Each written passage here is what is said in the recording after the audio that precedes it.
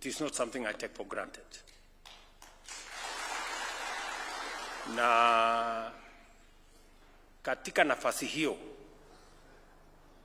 tulikubaliana na nyinyi ya kwamba taifa letu la Kenya litaendeshwa sio kwa misingi ya kabila ama dini.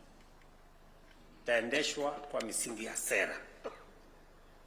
Yale mambo tulikubaliana, how we want to take the country forward. And I need to tell you, as citizens of our country, as Kenyans, not just as farmers,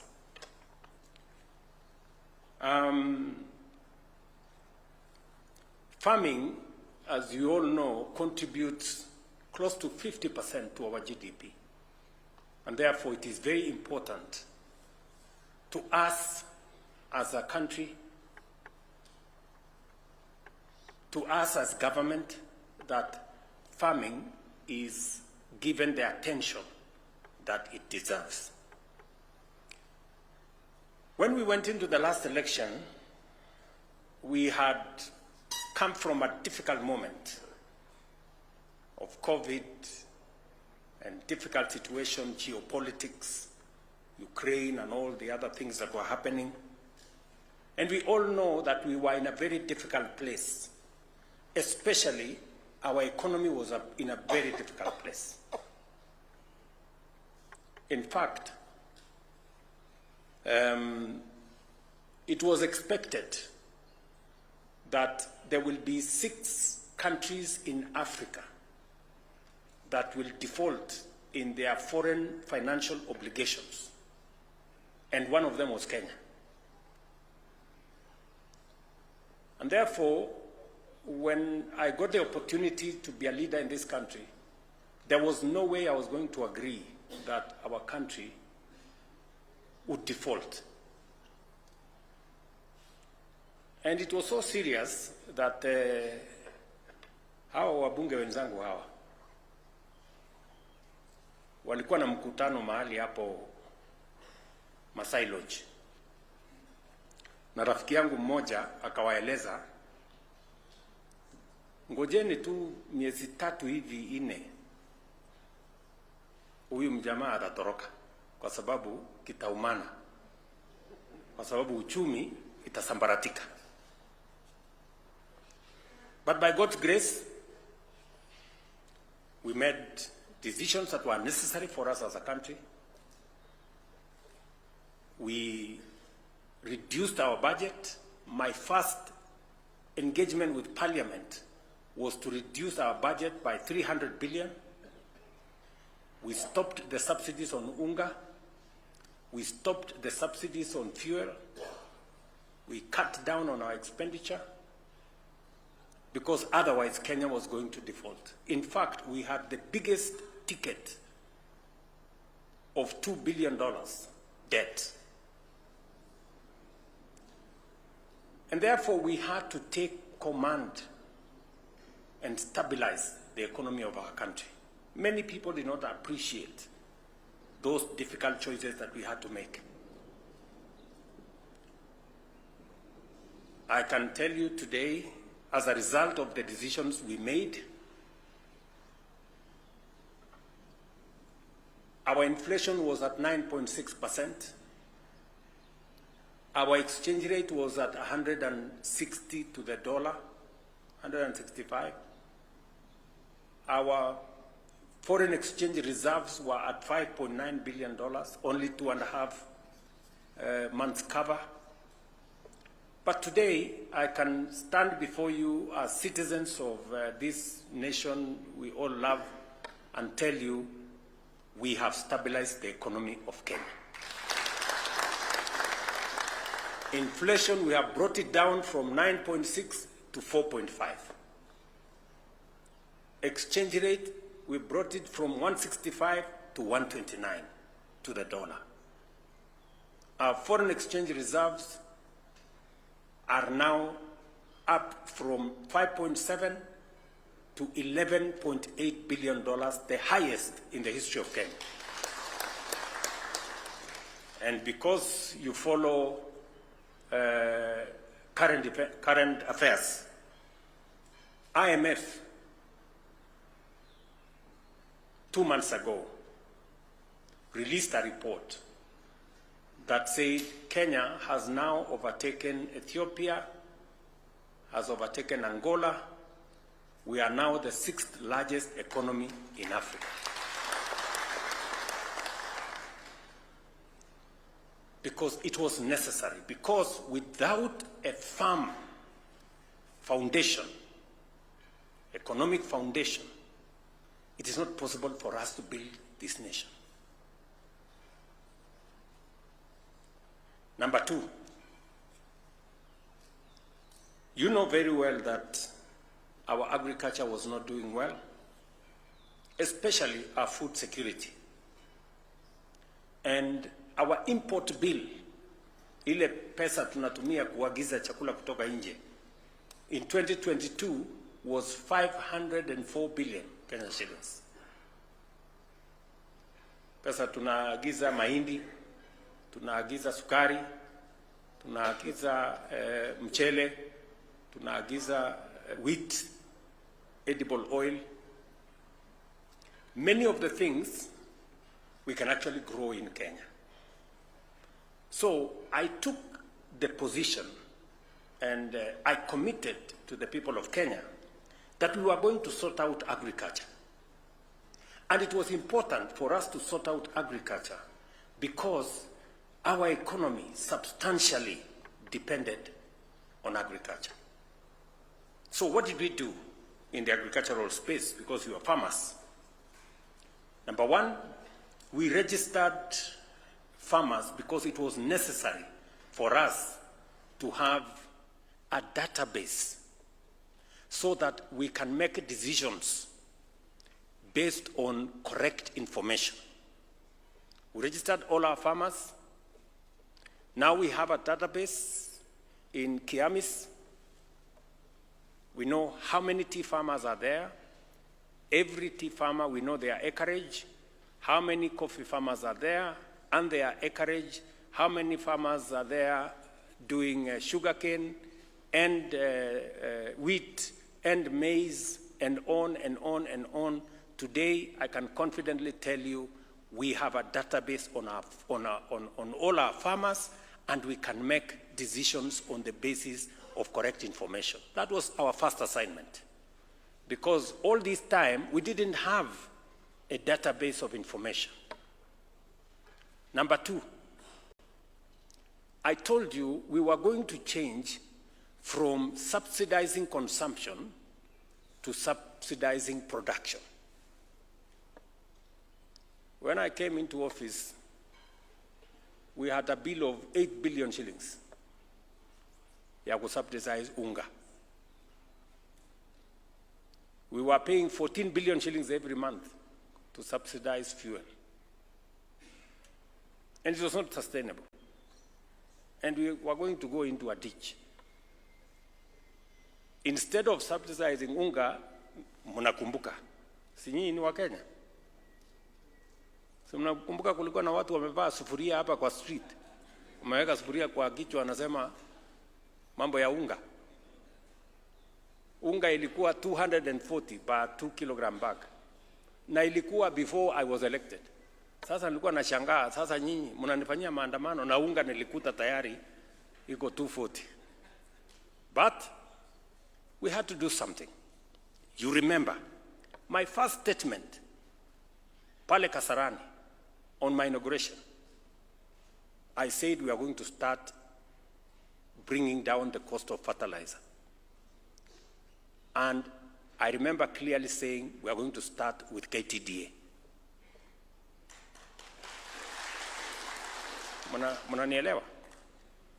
Because the reasoning is, if you want to promote production,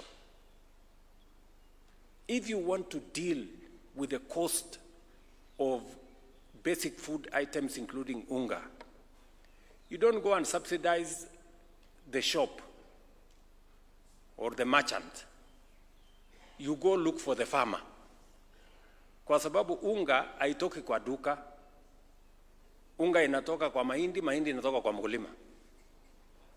So ukitaka kusuluhisha shida ya njaa, tafuta mkulima. Mnanielewa? So that is the direction we went. We subsidized seeds. I was having a conversation with my waziri here. We still owe money to Kenya Seed because they are subsidizing our production of seeds. We have subsidized fertilizer. You all know as farmers, fertilizer was being sold for anywhere between 5,000 to 7,000. We have now stabilized that price. We brought it down to 3,500. We have now brought it down to 2,500. I must commend KTDA because they have been faithful.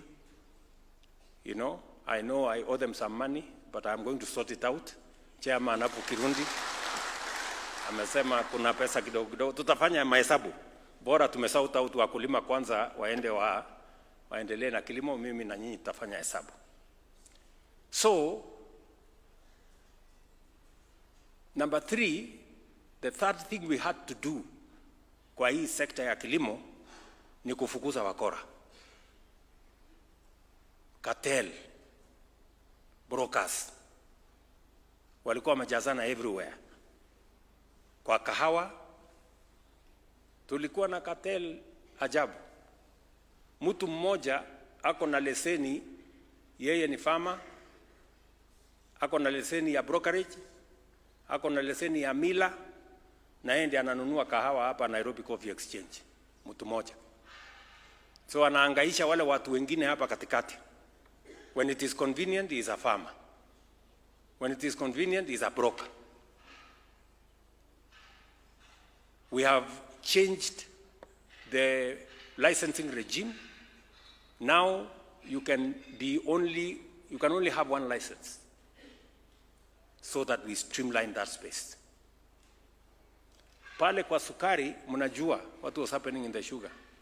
Kulikuwa na wajeuri huko wamejazana. Wao ndio wana decide tujui nani atafanya nini, nani atafanya nini. Watu wa kiburi mingi. Mpaka nikafika Kakamega nikawaangalia, nikawaambia mambo ni matatu, muamue. Ama hamkusikia niliwaambia mambo ni matatu. Mjue vile mtafanya. So we have gotten rid of cartels, brokers, and people who undermine the sweat of farmers. And number 4, we are now beginning to explore new markets. That's the commitment I made. I told you we were going to drive the agricultural sector because I have been minister using correct information. We're going to subsidize inputs. We're going to make sure that we get rid of brokers and all the other characters in between. And we are going to look for markets for our produce.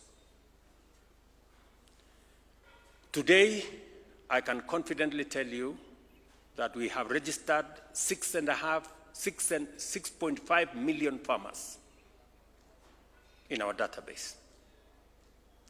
We have distributed 21 million bags of 50 kilogram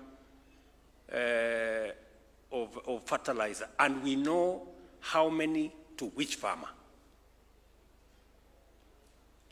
Our productivity, sugarcane, in 2022, we produced 495,000 metric tons.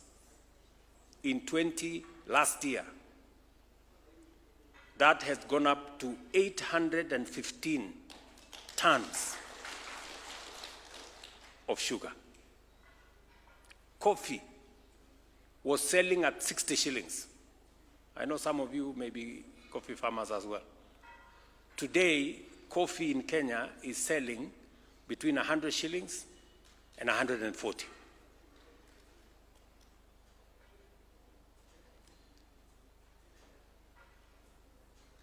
Milk was selling between 32 and 35. Today, milk is selling between 45 and 50, and we are still tightening the screws around there. Tea. I want you to look at the numbers. Our total sales of tea in 2022 was 138 billion. Our total sales 2024 was 215 billion. So we are making progress. We are making progress. Sugarcane farmers are making more money. Coffee farmers are making more money. Dairy farmers are making more money. You guys are making more money, you just don't want to say. And we are going to make sure that going into the future, among the things we want to do so that we can expand this sector better is to make sure that we do more processing, more value addition, and create more markets. And also to make sure that our whole chain of production is much more efficient. And that is the reason why we have carried out specific interventions in the tea sector. But before I go there, I just wanted to give you an idea of what we are doing in the general space around agriculture. You heard me, I've already given instructions to Waziri here, because dairy is important to us. Already we have doubled our exports of dairy products from about 4 billion shillings to about 9.8 billion shillings last year. But we need to do more around the space of milk because we have a big market outside there. Today, I can tell you, because we have intervened in production, even the dairy farmers are benefiting from fertilizer subsidy. We are seeing more silage. We are seeing better returns from our dairy sector. And that is why we decided that because we want to do more milk, we have now reduced the price of sex semen from 8,000 shillings per dose to 1,400 shillings per dose. And Waziri is beginning to see at the mechanics of how we are going to do that. I have also to tell you something about health, because you're Kenyans and we live in the same country. The Constitution says health is a constitutional right of every citizen. It is not a privilege for those who can afford. And that is why we committed that we were going to change the delivery of health in Kenya. For a very long time, health was left to the designs of everybody. So what did we do? And for your information, universal health was in the NAC manifesto. Ngilu aling'ang'ana nayo ikashindikana. Tukakuwa nayo kwa Grand Coalition Manifesto. Anyang' Nyong'o akang'ang'ana nayo ikashindikana. Part of the big four yetu ya Jubilee, universal health was one of them. Tukapatia waziri mmoja anaitwa Sicily Kariuki akang'ang'ana nayo. Tukafanya pilot Kisumu, Machakos, Isiolo na Nyeri. Mpaka ikatangazwa rasmi kwamba imefeli. Mnanielewa?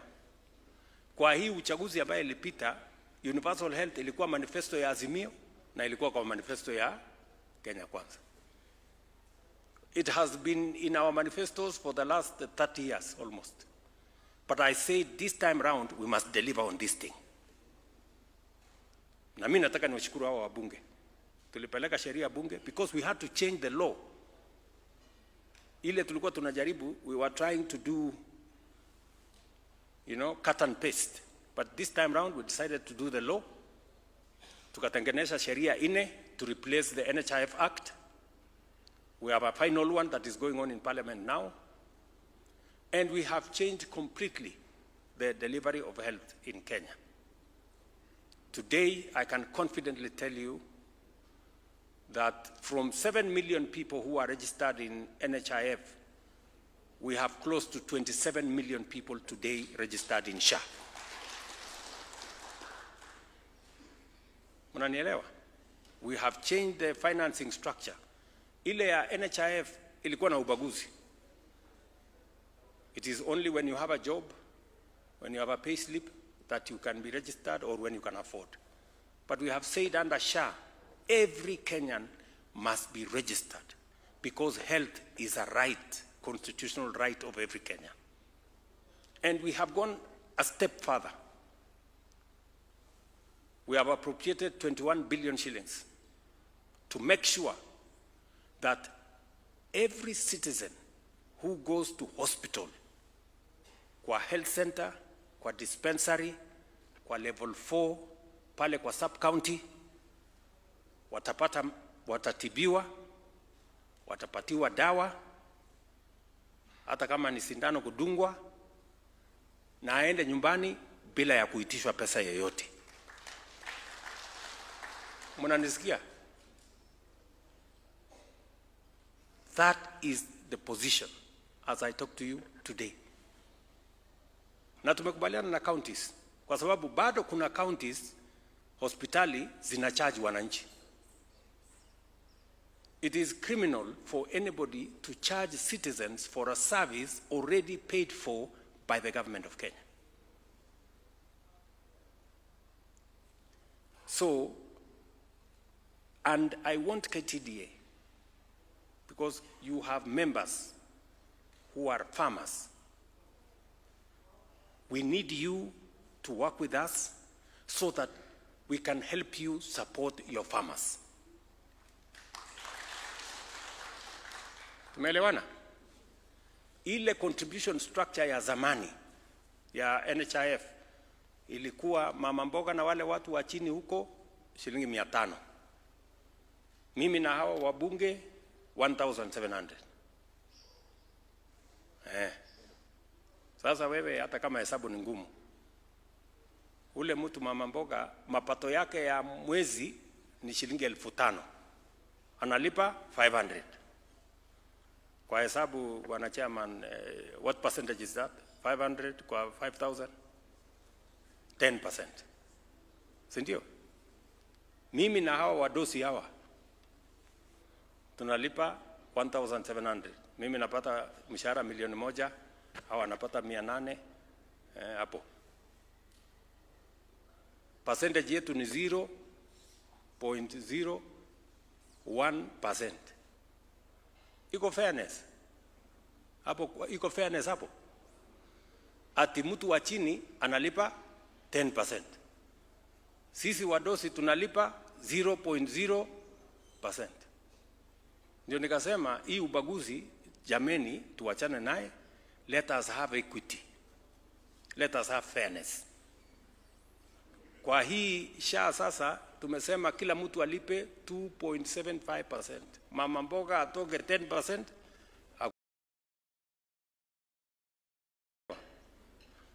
So today I can tell you we are raising enough money to make sure that every Kenyan gets treated. We have 27 million Kenyans registered today.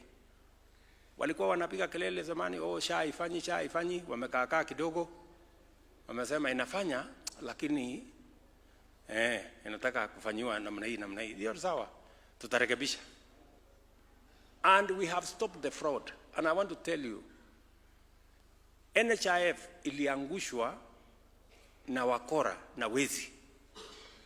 Tulikuwa na hospitali moja hapa Kino, hapa. inalete bill inasema wamefanya upasuaji ya watu 20 kila siku. Sasa tukashangaa hii hospitali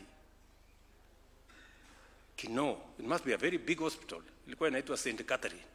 Tukaenda kutafuta kuangalia. Tukakuta iko kona. Second floor kwa kona fulani. Hakuna hospitali, ni watu tu wanahangaika wameweka kibao. Kazi yao ni kuiba, kuandika tu claims. Tukafunga. Kulikuwa hata na mtu mwingine huko Eldoret. Alikuwa na hospitali kubwa hapo. Lakini kwa hiyo hospitali yake accountants ni wengi kuliko madaktari. Sasa wewe ujiulize accountant anafanya nini kwa hospitali? Si hospitali mahali ya kutibu watu. Lakini accountants ndio wamejaa hapo. Kazi yake kubwa fake claims. Just imagine wakati tumemaliza sasa tumesimamisha NHIF tukasema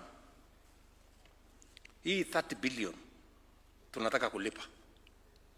Hii madeni. So mnasema iko madeni ya 30 billion ya NHIF. Wakasema haya. Let us do verification. Nikatengeneza committee, waziri akagazette committee ya verification. Unajua nani alienda kotini? Wale watu. Wakasema hatutaki verification, lipa tu sisi pesa. If we owe you money, si unalete makaratasi yako useme ndio hii nilitibu fulani nikatibu fulani ndio hii makaratasi. They don't want because it was pure fraud. And I want to promise you that we are not going to pay any fraudulent claims in SHA. We have made the whole system a digital system so that we only pay for Kenyans that are treated.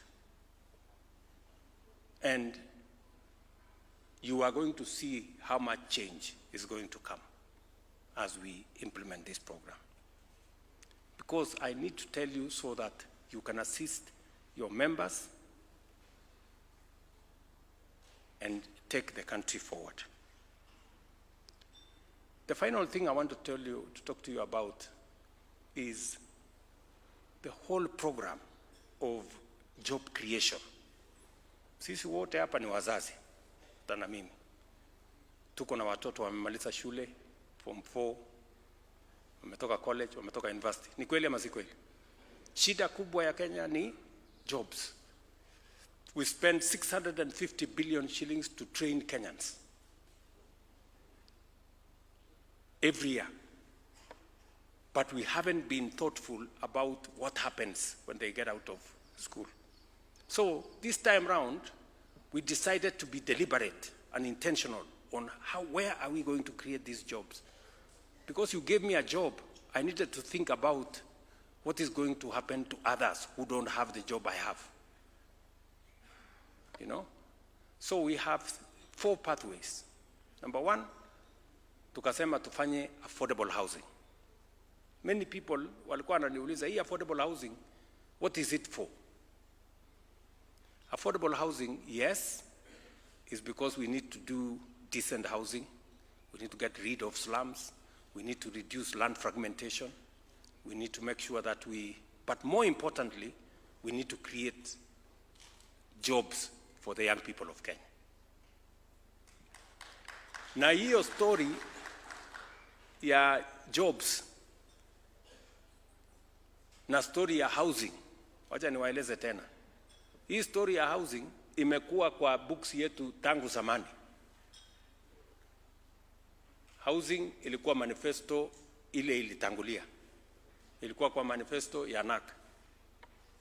Ndio Raila alikuwa waziri wa ujenzi na barabara, akafanya ile slum upgrading, nyumba nafikiri 500 hapo Kibera. That's where he started. Lakini baada ya hiyo ikakwama. Ikakuwa kwa manifesto ya coalition government ile tulikuwa naye. Ikakuwa kwa manifesto yetu ya Jubilee. Among the big 4, one of them was housing. In fact, when we were elected with my senior Uhuru Kenyatta,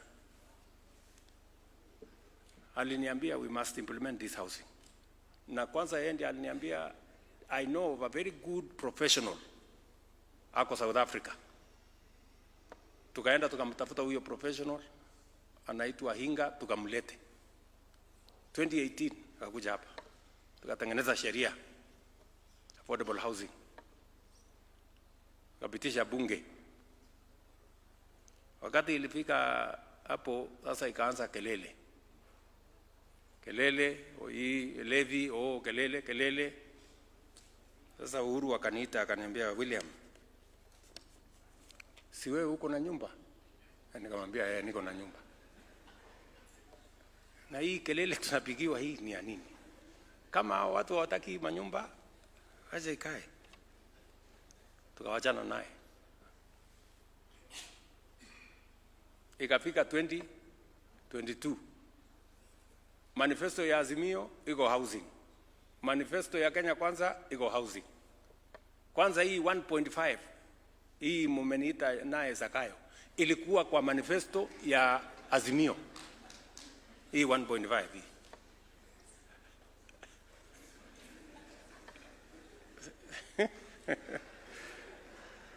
Sindio? Yes, ilikuwa kwa manifesto ya Azimio. But because it is the right thing, sisi wote we know it is the right thing, lakini nani atafanya hii kitu? You know? So ndio huyo mimi nimefika hapa, nimesukuma, nimepita bunge, kelele imeanza. Zakayo, sijui nani, sijui nini. Mimi this time nikasema nitakaa ngumu. Wacha nikuwe Zakayo if it must. But we must implement this thing. Why? Because, my friends, wacha tuambiane ukweli. And I need to tell you this because I am the leader of this country now. This is what other countries have done. This is how Korea was developed. This is how Singapore was developed. This is how Malaysia was developed. Munanielewa? The president of Singapore came and saw me here in 2023. Singapore was a slum like Kibera. Singapore. It was a slum like Kibera. Today, Singapore, 95% of the people of Singapore are home owners.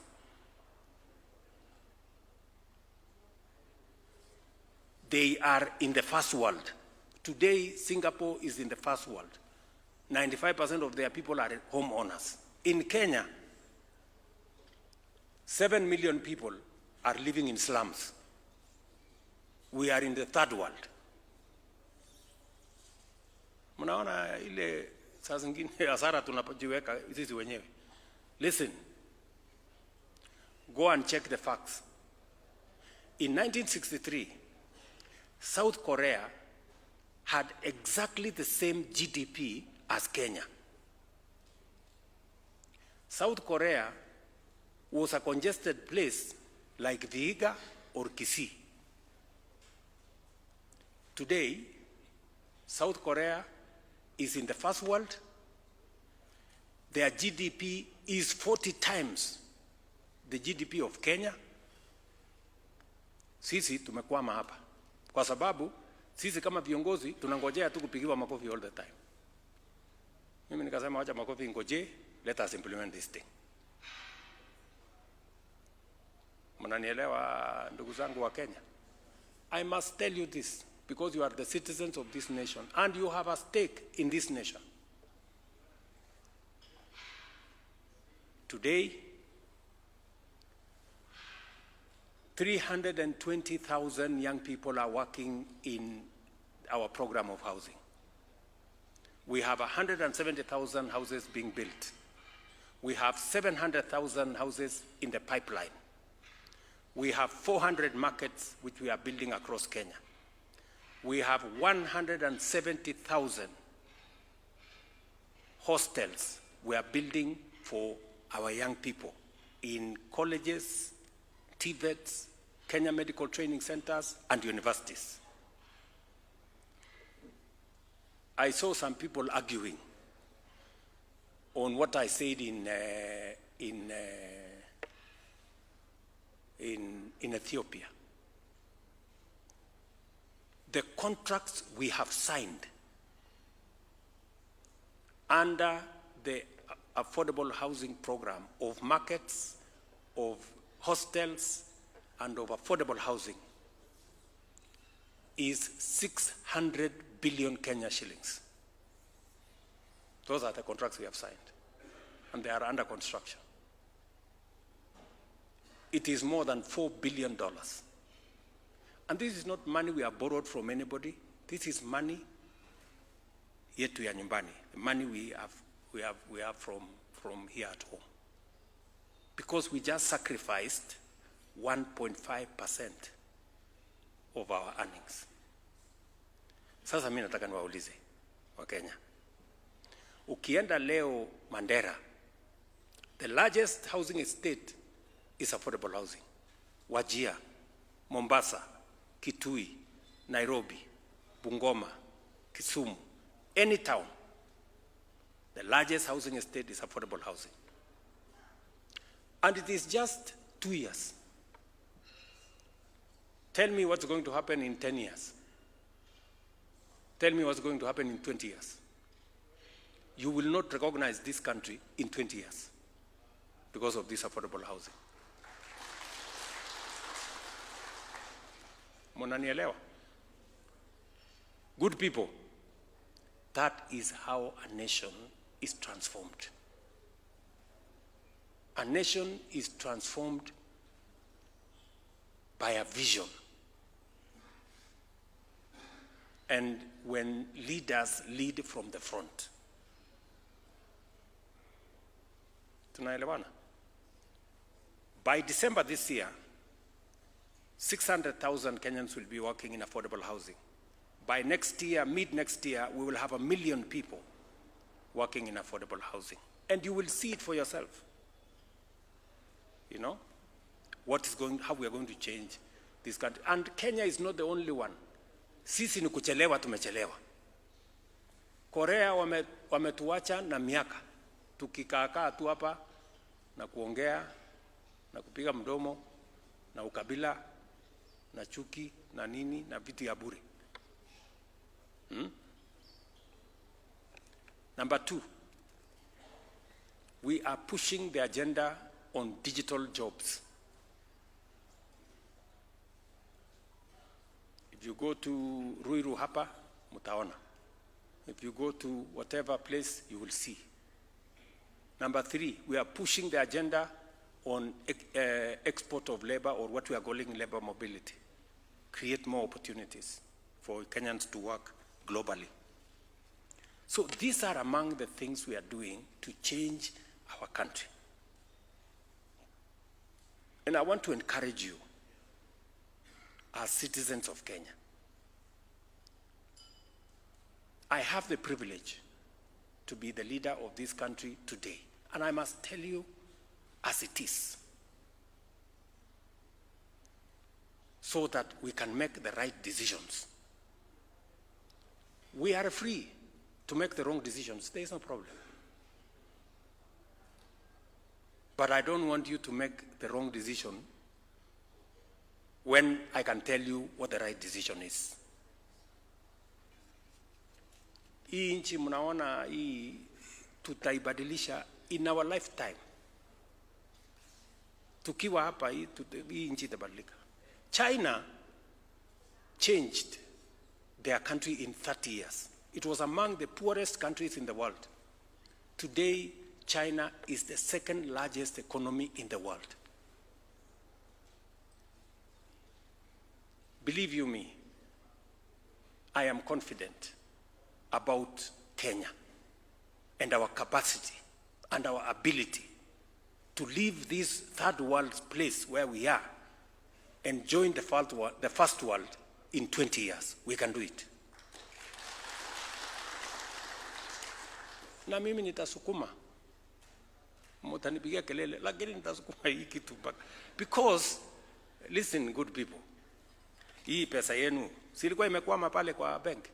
Na Kiingereza mingi, huyu anasema, huyu anasema, huyu anasema, ule mwingine, huyo mwingine. You know? Today, you are going to walk away with a check of 2.65 billion for your farmers. Si namna hiyo? What has happened in this sector of yours? In 2022, our average price per kilo was about 51 shillings. Today, by last year, the average price is 64 shillings per green leaf in tea. Our total exports of tea, as I told you, was 138. Last year, tumefika 215.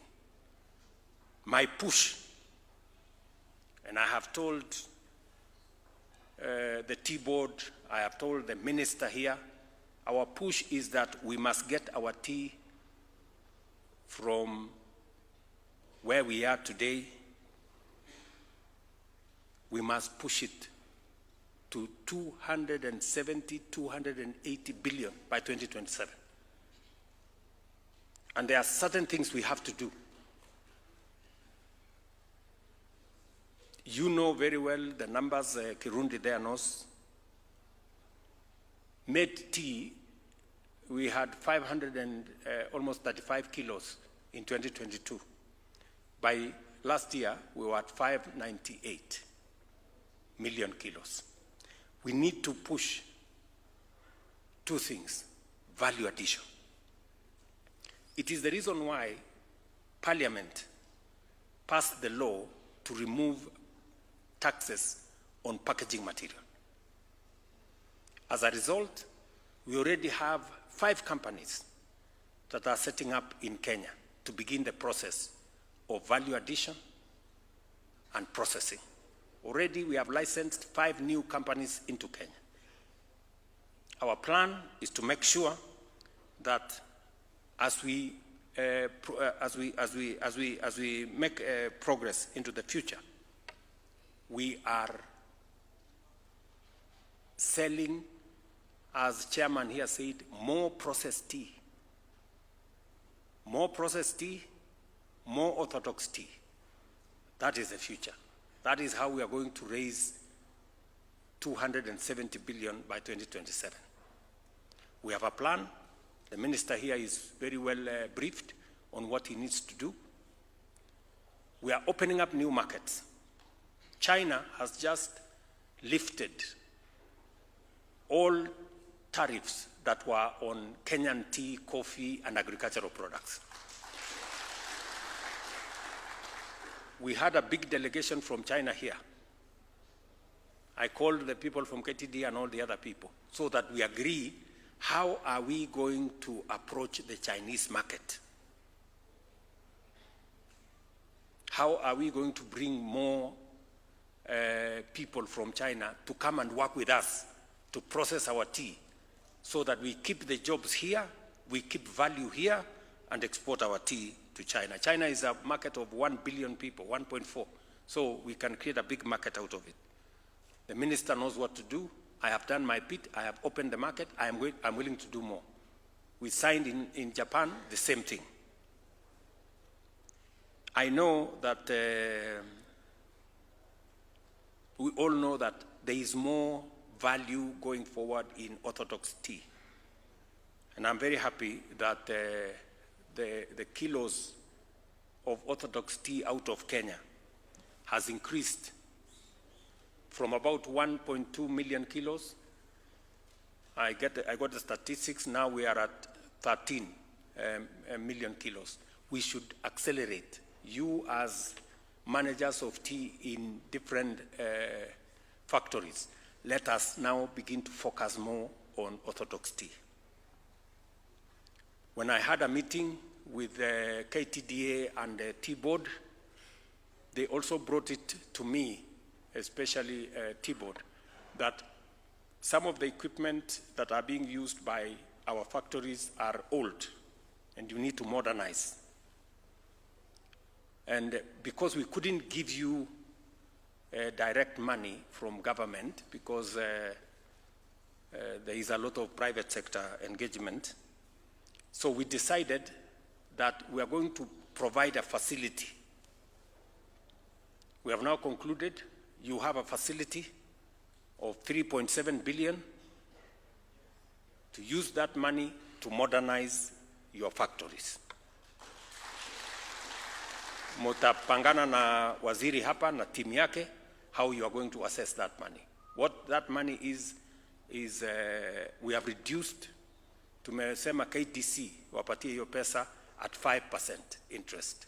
Ile mlikuwa mnakopa kwa bank, mlikuwa mnalipa 18%. Sasa hii mtapata na 5%. Najua nyinyi mngetaka free money, lakini free money sasa hakuna free money siku hizi. Si ndio? So tukae hapo. Let me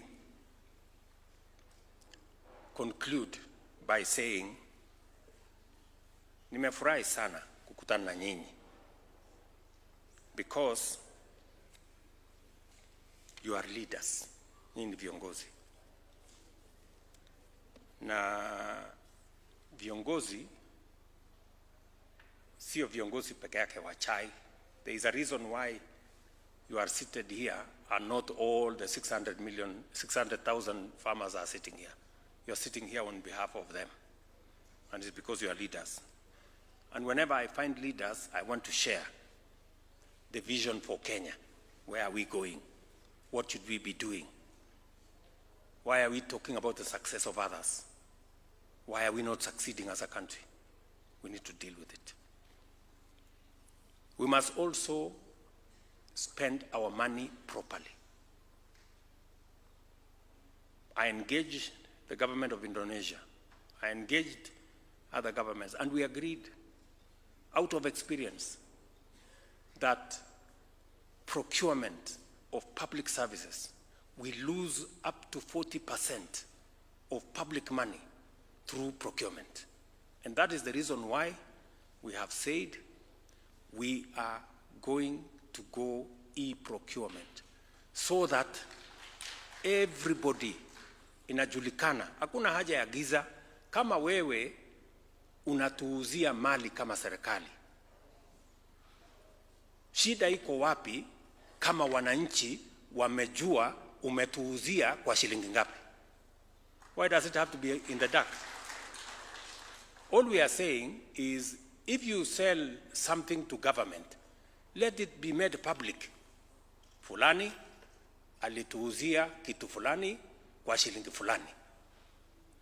Kwa sababu kitu ya shilingi 10 serikali inanunua na shilingi 15 ama shilingi 20. Why?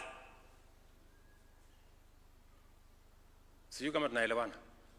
So we have said tuweke kila kitu kwa mtandao hapo. Wewe fulani wa fulani ulituuzia simiti gunia moja shilingi 2,000. Simiti kawaida kwa duka ni shilingi 700. Haya. Maswali sasa tuanze kuulizana kutoka hapo. Ndio mnaona hii kelele yote mpaka wengine wameenda kotini kublock because they want to continue hapa kwa giza. Hii giza lazima tuondoe. Let the public know how much is government procuring public services for Kenyans. Ama mnataka tuendelee kwa giza? Yeah, that's all we are saying. This is how to stop corruption at the beginning. Tusingoje mtu aibe, twende tusumbuane na yeye, tutafute DCI, sijui tutafute nani, anti-corruption, nini. Why don't we stop this thing? Kabla pesa haijaibiwa, si tunyamkwamisha hapo. Tuanzie hapo. So that's what we are saying. So for the avoidance of doubt, let me say, we are not going back on e-procurement because we want transparency. And we want to make sure the people of Kenya get value for the taxes they pay. They get the to pay for the correct amount for services or products that they purchase. That is how we are going to eliminate corruption. That is how we are going to deal with pilferage. And that is how we are going to save public money. And I have said clearly, any public official who does not want to participate in e-procurement, hakuna mtu amelazimishwa kufanyia kazi serikali. aende afanye kazi mahali iko giza. There is no problem. Lakini hapa hakuna nafasi ya kufanya mahali iko giza. We don't want. Kuliko kusumbuana na watu, kupelekana kotini, kusumbuana. Let us stop corruption at the beginning. I encourage KTDA to do the same. I encourage KTDA to do the same. Fanyeni procurement mahali iko wazi. Wacha watu wajue ni pesa ngapi. So, marafiki zangu watu wa KTDA. Chairman Kirundi amesema niko na deni yenu, nakubali. Niko na deni. Waziri, nitapangana na wewe at least bilioni 2 tulipe kabla ya Disemba huyu mtu. Unajua sasa anakuja mahali kwa watu wengi hivi, anakuja kunitangaza huyu mtu wako. Sungeniambia kando. Lakini sawa tu.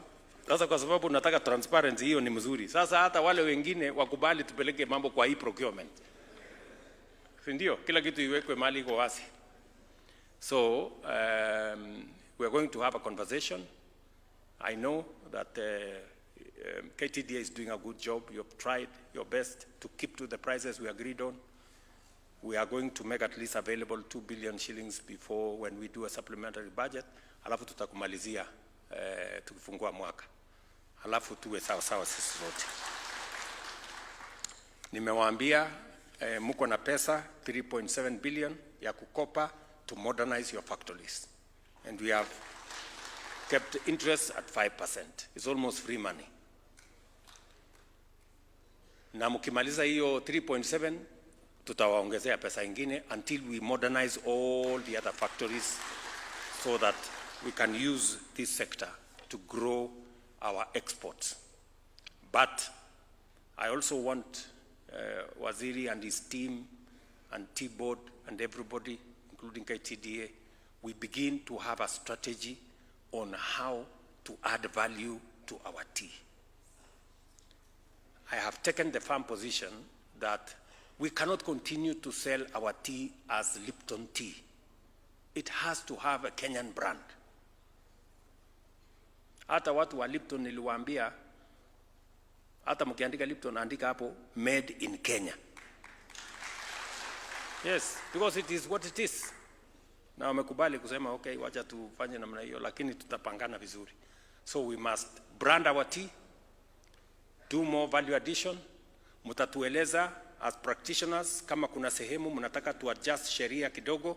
Wabunge ni hawa. We have 2 committees, very committed people. I must speak for them. They are actually like trade unions for farmers. Wanafanya kazi ya wakulima pale ni kama wanalipwa.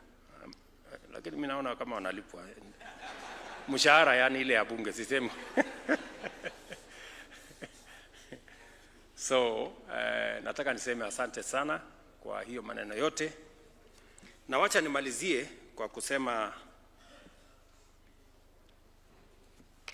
najua kuna watu za zingine wanashangaa mbona mimi nasukuma sana hii mabadiliko ya Kenya. I have a reason. Kwanza tumechelewa. Tumechelewa tukihangaika hapa na vitu mambo madogo madogo.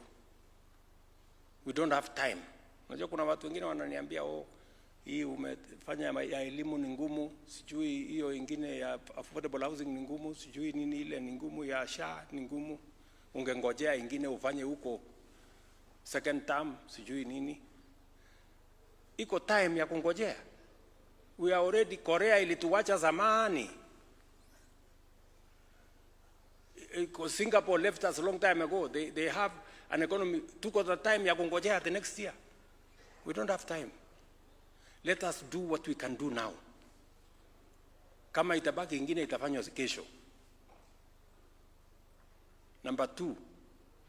Unajua mimi nimepata nafasi. And a very unique one. Number 1, wale walinitangulia wengine walikuwa wazee, Mimi si mzee. I'm a young person. Mimi niko na experience ya kutosha. Nimekuwa mjumbe miaka 15. Nimekuwa naibu wa rais miaka 10. Kuna experience nyingine mimi nangojea. Mimi nimesoma. Na nimesoma vizuri. I am probably the most learned president has ever elected. Kenya has ever elected. Si ndio? So mimi nangojea nani? I have no excuse. That is why I must do all these things. Munisamee kama nimewakosea, lakini wacha ninyoroshe hii nchi yetu inyoroke vizuri. This is what and I am very committed to it. Kubadilisha hii nchi. We must change this country. We are tumechelewa na kuzunguka na maneno madogo madogo. Let us for once focus on changing the country. Na mimi niko na bahati hata zaidi. Unajua sasa mimi leo ni kiongozi wa Kenya Kwanza, which is the ruling coalition. Na mimi tena ni former deputy party leader ya opposition. Mimi nilikuwa deputy party leader ya ODM. Sasa nobody else has the network kuunganisha pande hii na pande hiyo na kusukuma pamoja.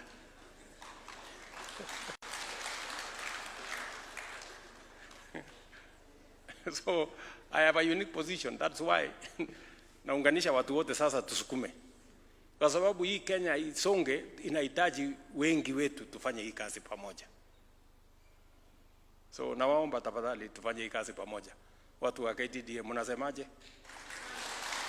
Si tufanye hii kazi. Si tubadilishe hii nchi jameni.